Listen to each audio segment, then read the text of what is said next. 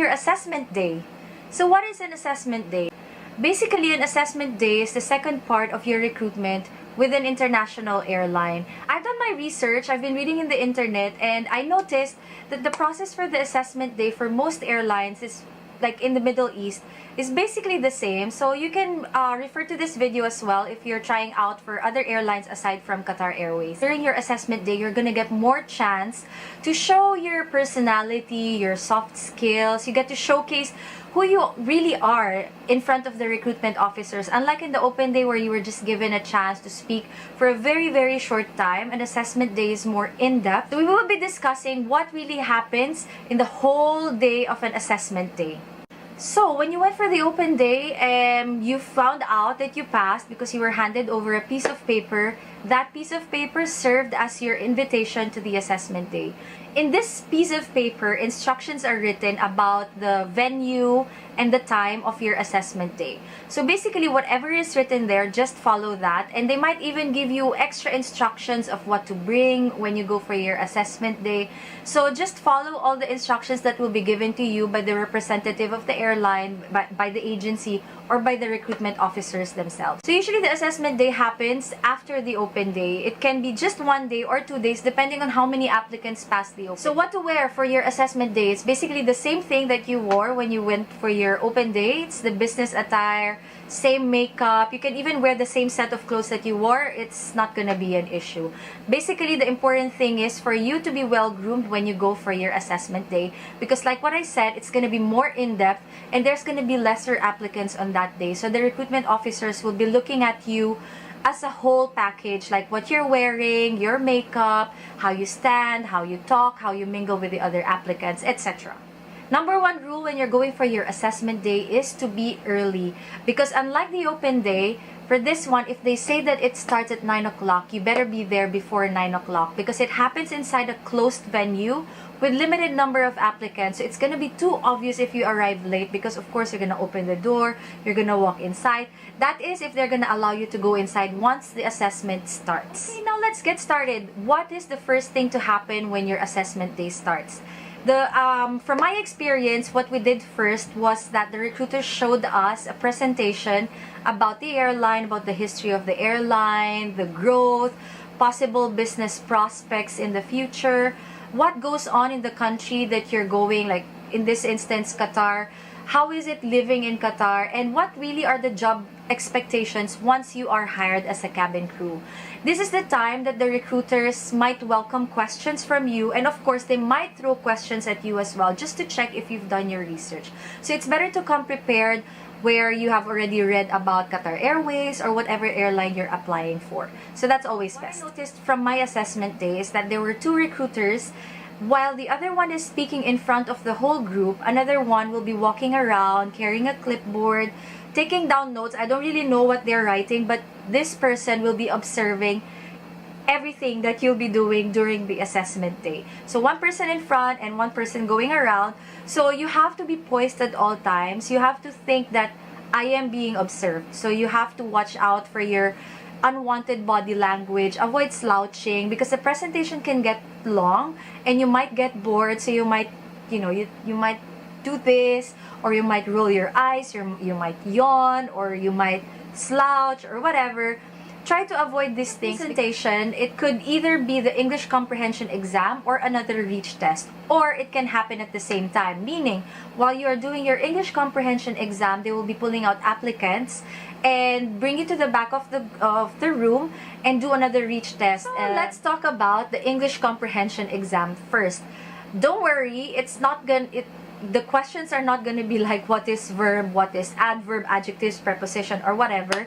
It's just going to be a very basic English proficiency exam. In my time, as I remember, the exam was 2 parts. The first part was the English comprehension exam where there is a story, you read that, and then you will have to answer a multiple choice questionnaire about the story that you've read. And then the second part was that we were asked to write a short essay answering a specific question. As I remember, the question was, what was the most difficult situation or event in your life that you were able to overcome? The question was something like that. So don't worry about it. You don't have to be an English genius. They just want to see how proficient you are in written. Like what I said, there's going to be a round 2 of the reach test, which could happen while you're doing the English exam, or it could happen after the exam or before the exam. It really depends on how the recruiters want to go with the day. If they have a longer day, they might do it one at a time or simultaneously. Like, okay. Anyway, don't believe what you read online saying that they put the markers higher than 212 centimeters in the assessment day. That's not true. 212 is 212 centimeters. So if you reach that, you pass. It's just pass or fail. But believe me, if you passed it on the first day, I don't see any reason why you wouldn't pass it on the second day. I mean, unless your hands or your arms became shorter for some reason overnight. Somebody posted a comment on my previous video to talk more about if it's true that they use a ring light to check your skin, skin on your face, your arms, your legs, or etc. From my experience, we were asked to stand in front of a window with a natural light, with the curtains wide open, so it's all this, the sunlight is all over your face. I don't know, maybe they do bring a ring light nowadays just to make sure that they can see all the scars or marks on your face. Don't worry much about this. If you have any scars, any marks on your face or your arms or your legs, anywhere that is visible, just declare it. Any tattoos that are hidden, declare it, because it's better that you inform them this early on in the application rather than you waste your time. You pass the assessment day, you pass the final interview, and then finally when you're gonna do your medical, when you've already wasted so much of your time and effort, they're gonna tell you no. So it's better that you tell them this early. Tell them that yes, these are the marks that I have. There's no point in lying, because like for example for me, I didn't even know that I had a scar here from the chicken pox that I had months before the application. They were the one who saw that because we were standing in front of the light, and she told me, what is this thing that you have on your face? I thought it was just makeup, but apparently I had a scar here. So I just said it's probably because of my chicken pox, and it didn't really matter because it can be concealed. I have a lot of moles, and it wasn't really an issue for the recruitment officer. So if you have any moles on your face, it should be okay, unless it's like a really, really big mole that's disturbing when a person looks at you. As for the arms, I've already discussed this in the cabin crew requirements, so I'm not gonna go so much into that. But my point here is that you have to be very forthcoming with anything. Don't hide anything from the recruitment officers, because like what I said, at the end of the day, if it's something that they would not like from their applicants or from their cabin crew, you're just gonna waste your time. So after the English comprehension exam and the reach test and the checking of the skin, everybody will be asked to step out of the room and they will be making their first cut. So if you manage to make it to the next stage, it's gonna be the group dynamics or the group interview. In the group dynamics, this is where the recruiters will want to see how you put your soft skills into play. So this is your chance to impress them with your personality, with how you speak, how you mingle with other applicants. So you really need to step up your game at this point.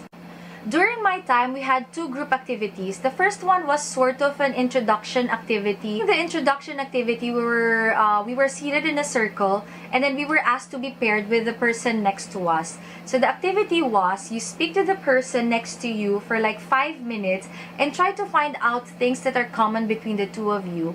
And then once the 5 minutes is done, you will have to stand up and introduce your partner to everybody. So basically, you're not going to introduce yourself. You will introduce someone else. So it's really important for you to listen. It's not all about talking and talking all the time. It has to be, you have to be a listener as well. Like, while you're doing this activity, while you're talking to your partner, while you're getting information, the recruiters will be going around and they will try to see how you speak with your partner. Like what I said, you have to be a listener, because otherwise, if you don't listen to your partner, what are the things that you're gonna share in front of the group? The second activity involves everybody in the group. For us, the scenario that we got was that we were asked to build a hotel, and in that hotel, we will be the employees as well. So the task was, in 10 minutes, we have to give positions to certain people in the group, and then we will have to discuss the reason why that person got that certain position. For example, somebody will be in charge of marketing, financing, entertainment, etc. After giving the instruction, the recruitment officer placed a clipboard at the center of the circle and asked who would like to be the timekeeper. The timekeeper will be the person who takes down notes as well during the whole activity. The important thing in this group activity is that they want to see how you mingle with a group, because remember, once you start flying as a cabin crew, you won't be working alone. You will be working with a team of people who will have different opinions, different ideas. So basically, they want to see how patient you are and how you're able to take other people's idea while giving your own idea as well. Tips on how you can excel in this activity. Tip number 1, use your group mate's name at all times when you're addressing them. During this application time, you will also have name badges or name plates, so it's better for you to use that. By using your teammate's name, it shows that you're being courteous and that you were listening during the introduction activity. Be respectful at all times. Like what I said, like in any other job where you have to work with teammates or you have to work with other people will have different opinions, and sometimes you won't accept the opinion that they have, but during this activity, you have to be respectful. Notice that everybody will want to step up. Everybody wants to be the leader. It's okay if you're not the type of person who likes to be a leader or who wants to speak first. It doesn't matter. It's okay. Let the other people talk. It's fine. Just make sure that when it's your turn to talk, whatever comes out of your mouth is sensible. Remember, it's quality over quantity. You could be talking the whole time during the group dynamics, but it could be nonsense, you know. It could be that you're just the one who's talking all the time. You're taking all the time from your other co-applicants. Remember, the recruitment officers can see this because you're not there to outshine your teammates. You are there to complete a task, and you have to think in that way that yes, we have a task and we have to complete this as a team, not as an individual. This is where the recruitment officers will see that you are a good team player because you are respectful of your teammates. I said, maintain your poise, sit up straight, put your hands together, be calm, because this is the point where the recruitment officers want to see how you handle stress. It is important to show grace under pressure at this time. So you don't really need to show the recruitment officer like, yes, I'm so overexcited. You know, this is not what they want to see. They want to see how you handle stress in a very time-constrained situation. Take initiative. Like what I said, officers want to see how you handle stress.